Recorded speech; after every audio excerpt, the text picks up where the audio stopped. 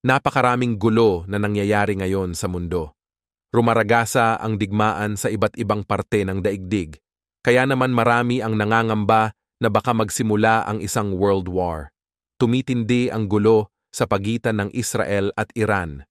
Kailan lang ay inatake ng Iran ang Israel? Yun ang unang beses na direkta nilang inatake ang Israel. Dati, ang ginagawa lang nila ay nagbibigay ng pondo at weapons sa mga grupo tulad ng Hamas at Hezbollah. Tapos yun ang uutusan nila na atakehin ang Israel. Bagamat ayaw ng Israel na makipaggera, kailangan nilang ipagtanggol ang sarili nila. Ayon sa Chief of Staff ng Iranian Armed Forces na si General Hossein Bagheri, ang dahilan daw kung bakit nagagalit ang Israel at Amerika sa Iran ay dahil sa lakas at impluwensya ng militar ng Iran. Pinuri niya ang ginawang pag-atake ng Iran sa Israel. Pinahiwatig niya na dahil napakalakas na ng militar ng Iran, kaya na nitong labanan ng Israel. Pinahiwatig niya rin na sobrang epektibo daw ng pag-atake na ginawa ng Iran sa Israel. Ganun pa man, halos lahat ng mga missiles at drones na pinalipad ng Iran papunta sa Israel ay na-intercept at napabagsak ng mga depensa ng Israel. Bukod doon, tinulungan din ng United States, United Kingdom at Jordan ang Israel na mapabagsak ang mga missiles at drones. Halos walang damage na nagawa ang pag-atake ng Iran dahil halos lahat ng mga missiles at drones na pinalipad nila papunta sa Israel ay na-intercept at napasabog. Dahil sa ginawang pag-atake ng Iran sa Israel, naging mas delikado ang Middle East.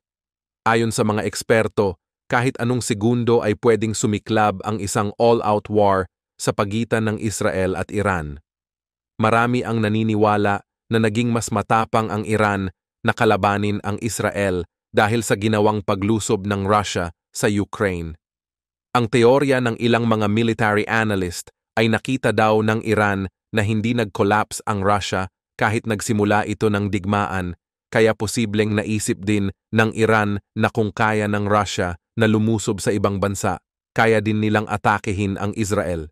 Posible rin na mas matapang na ang Iran ngayon dahil marami ng bansa na tumutulong sa kanila. Siguradong tinutulungan ng Russia at China ang Iran. Kailan lang ay nagsagawa ng military exercise ang tatlong bansa. Kung magkakaroon ng World War III, siguradong magkakampihan ang Russia, China, Iran at North Korea. Posible rin na tulungan sila ng Iraq, Pakistan, Syria at iba pang mga bansa. Kaya naman kahit napakalakas ng NATO, sobrang delikado pa rin kung magkakaroon ng pandaigdigang digmaan. Dahil sa panganib na baka biglang sumiklab ang isang global war, talagang nagpapalakas na ang maraming mga bansa na miyembro ng NATO. Ayon sa presidente ng France, si Emmanuel Macron, dapat daw ay handa ang Europa kung sakaling i-escalate ng Russia ang gera sa Ukraine. Pinahiwatig niya na kung masasakop ng Russia ang Ukraine, ang kredibilidad ng Europe ay mawawala. Pag hindi daw nila sinuportahan ang Ukraine, parang pinili daw nila ang pagkatalo. Kailan lang ay sinabi rin ni Macron na kung kinakailangan ay magpapadala ang France ng mga sundalo sa Ukraine. Ganun pa man, maraming mga tutol sa plano ni Macron dahil baka mas lumala daw ang gulo pag nangyari yon. Kaso meron ding mga naniniwala na ang tanging paraan para tumigil ang Russia ay ang ipakita dito na hindi aatrasan ng Europa ang digmaan. Ayon sa maraming eksperto, inaasahan ng presidente ng Russia na si Vladimir Putin na mag-aalangan ang mga miyembro ng NATO na makipaggera sa Russia. Meron kasing ibang mga bansa tulad ng Germany na ayaw itudo ang suporta sa Ukraine dahil natatakot sila na baka atakehin din sila ng Russia. Ganun pa man, malabong atakehin ng Russia ang Germany kahit magpadala ito ng maraming tulong sa Ukraine. Sa kasalukuyan kasi ay sobrang humina ang Russian military dahil sa digmaan sa Ukraine. Siguradong alam ni Putin na kailangan niya munang palakasin ang Russia at pahinain ang NATO bago siya makipaggera sa kanila. Sa ngayon kasi ay siguradong lalampasuhin ng militar ng NATO ang Russian Armed Forces kung magkakaroon ng digmaan sa pagitan ng dalawa. Ganun pa man, marami ang naniniwala na sa tingin ni Putin ay balang araw magagawang matalo ng Russia ang NATO. Halatang naniniwala si Putin na sa pamamagitan ng pangingialam sa mga eleksyon ng mga bansang miyembro ng NATO, mailalagay niya ang mga pro-Russia na kandidato sa pwesto. Kung magagawa niya yon, hihina ang alyansa. Ganun pa man, mahihirapan si Putin na magtagumpay sa mga plano niya. Pero meron pang isang dahilan kung bakit posibleng iniisip ni Putin na balang araw ay matatalo ng Russia ang NATO. Posibleng nasa isip ni Putin na sa pamamagitan ng pakikipagkampihan sa China at iba pang mga bansa, magagawa nilang matalo ang NATO. Kaya naman dapat talagang maghanda na ang NATO dahil talagang determinado ang mga kalaban ng alyansa na matalo sila. Kilan lang ay inaprubahan ng Estados Unidos ang bilyon-bilyong dolyar na tulong para sa Taiwan.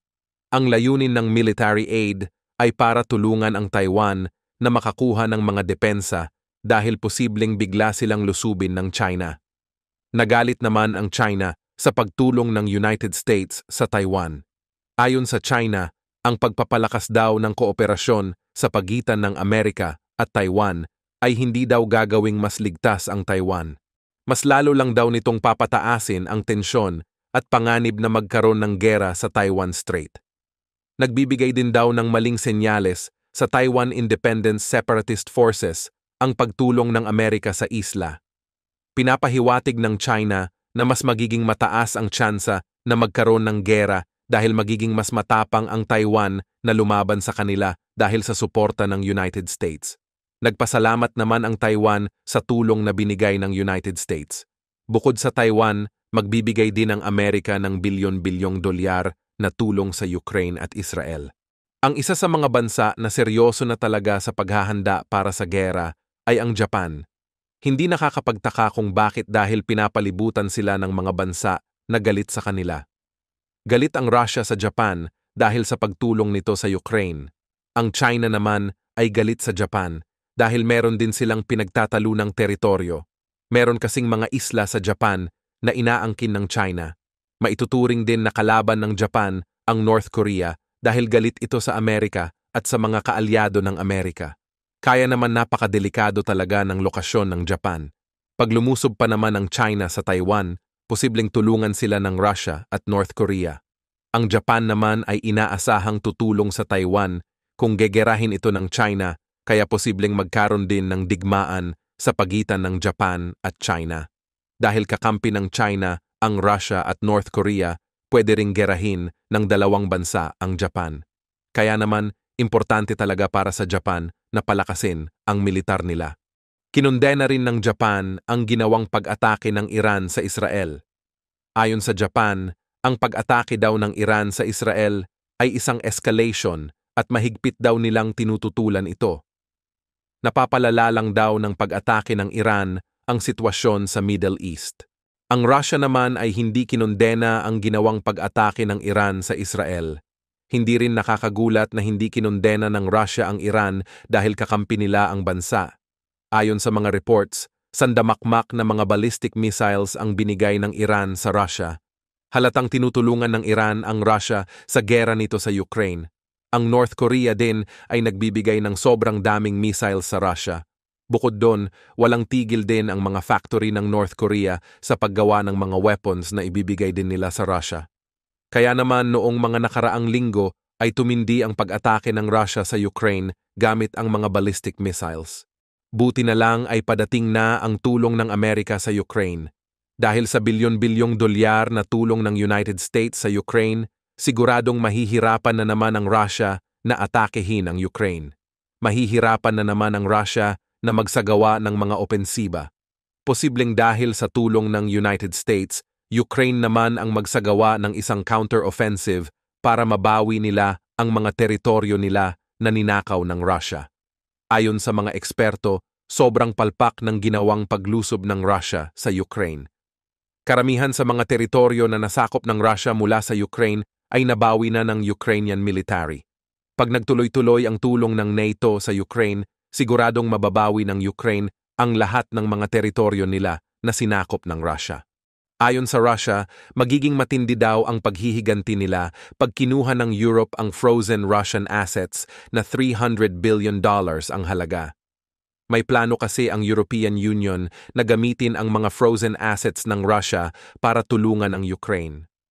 Ayon sa Russia, alam daw ng mga European na magkakaroon daw ng isang matinding sagot ang Russia pag ginawa daw ng Europe ang pinaplano nito. Bagamat hindi nila sinabi kung paano sila gaganti, nagbanta sila na mas malaki daw ang mawawala sa Europe kesa sa Russia. Marami ang naniniwalang dapat ay gamitin na talaga ang mga frozen Russian assets para tulungan ang Ukraine. Meron namang mga naniniwala na pag ginawa nila yon, ma-escalate ang mga tensyon sa rehiyon at maggagawa daw yon ng isang delikadong precedent.